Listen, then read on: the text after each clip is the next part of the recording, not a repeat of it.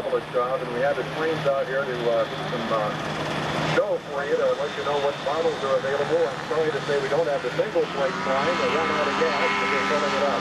This takes off a two-plate Challenger with the tail wing, and puddle jumper taking off, and the red one that will be following it is a real show plane. You can see it back at the booth when you get down around the Challenger show.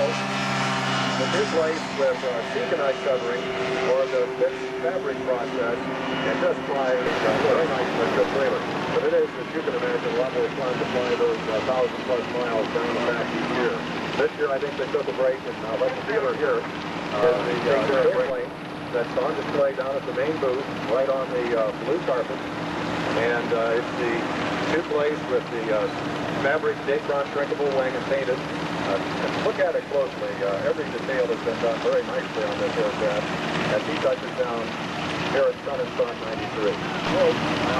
Challenger two-place number 2 is on final, making his turn for touchdown. Wheels are down on the amphibious slope, great for here in Florida, or even in our area where we got the Mississippi and associated river called the Rock. So it's a nice touchdown on the pontoon. Wheels down.